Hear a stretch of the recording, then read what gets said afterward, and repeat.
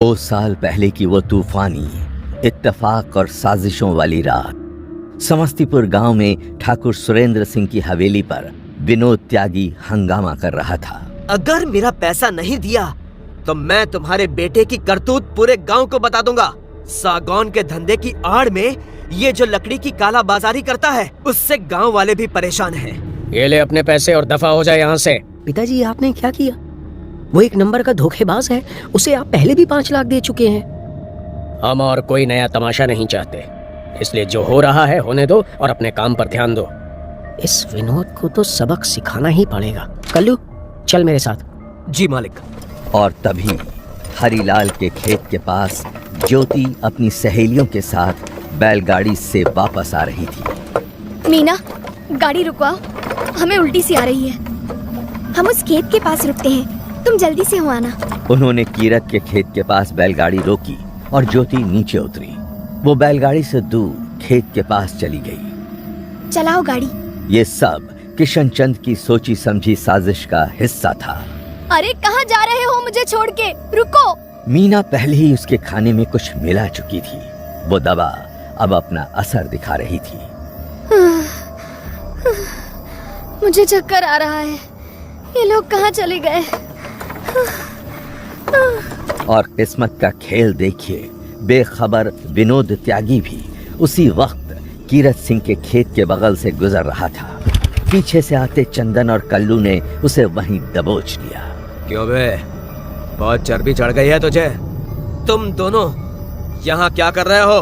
तुझे सबक सिखाने आए हैं। चुपचाप वो पैसे मेरे हवाले कर दे। नहीं, ये मेरे पैसे हैं जो तेरे बाप ने मुझे देने का वादा किया था। मैं ये नहीं दूंगा। ये ऐसे नहीं मानेगा मालिक, इसे सबक सिखाना ही पड़ेगा। इसका काम तमाम कर दो कल्लू। ज्योति खेत के बगल में छिपकर ये सब होते हुए देख रही थी। हरामखोर अन्नदाता के साथ धोखा करता है। हे भगवान, ये तो इसकी जान ही ले रहे हैं। विनोद को मारने के बाद चंदन और कल्लू ने वहीं उसकी लाश दफना दी। मदन सिंह अक्सर रात में कीरत के यहाँ दारू पीने आया करता था। उस रात भी वो उसी समय वहाँ पहुँचा। क्या चल रहा है? आसपास के ठेकों पर कहीं दारू नहीं। इतनी रात को तो अब बस कीरत से ही उम्मीद है। तभी उसे एक औरत के रोने की आवाज सुनाई दी। मदन सिंह ने उस आवाज का पीछा किया तो ज्योति को वहां पेड़ के नीचे बैठा पाया। ज्योति, तुम यहाँ? अब तक वो नशीली दवा अपना काम पूरा कर चुकी थी। ज्योति को कुछ समझ नहीं आ रहा था। मदन सिंह, तुम वो लोग मुझे छोड़ गए। खून, वहाँ किसी का खून,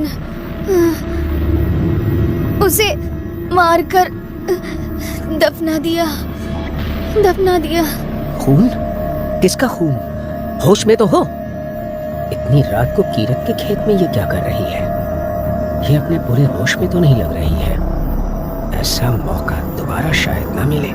अच्छा, इधर आओ। ये क्या कर रहा है? मुझसे दूर रहिए, वरना मैं चिल्लाऊंगी। जितना चिल्लाना है चिल्लाओ, यहाँ तुम्हारी आवाज सुनने वाला कोई नहीं है। बचाओ! कोई है! खुद को जैसे तैसे संभालते हुए ज्योति उसे धक्का देकर भागी। तभी उसे खेत पर कीरत बैठा हुआ मिल गया। सुनिए, मेरी मदद कीजिए। वो दुष्ट मेरे पीछे पड़ा है। कीरत तो नशे में धुत था, वो क्या उसकी मदद करता। कहानी जारी रहेगी।